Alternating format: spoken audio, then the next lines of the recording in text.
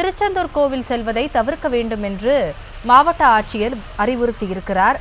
அந்த வெள்ளநீர் சூழ்ந்திருக்கக்கூடிய காட்சிகளையும் பார்த்து வருகிறோம். அது குறித்தான அண்மை செய்தியையும் பார்த்து வருகிறோம். பக்தர்களுக்கு தூத்துக்குடி மாவட்ட ஆட்சியர் இளம் பகவத் அறிவுறுத்தியிருக்கிறார். தூத்துக்குடி மாவட்டத்தில் தொடர்ச்சியாக 3 நாட்கள் மழை பெய்து வருகிறது. ஆங்காங்கே குளங்கள் மற்றும் இந்த பகுதிகளில் வெள்ளநீர் பெருக்கெடுத்து ஓடுகிறது.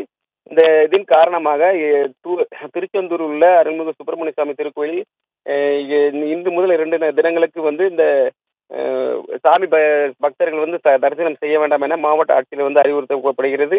இதனால் வெளியூரிலிருந்து வரும் பக்தர்கள் யாராக இருந்தாலும் இப்பகுதியில் வர வேண்டாம் என இந்த அறிவுறுத்தப்படுகிறது.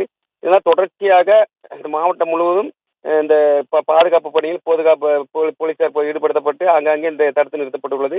அதனால் பக்தர்கள் யாருமே திருச்செந்தூர் கோவிலுக்கு 14 முதல் மற்றும் 15 ஆகிய 2 தினங்களில் வெளியிருந்து வரும் பக்தர்கள் வருகை தருவதை தவிர்க்குமாறு மாவட்ட நிர்வாகம் மற்றும் மாவட்ட ஆட்சித்தலைவர் தெரிவித்துள்ளார்.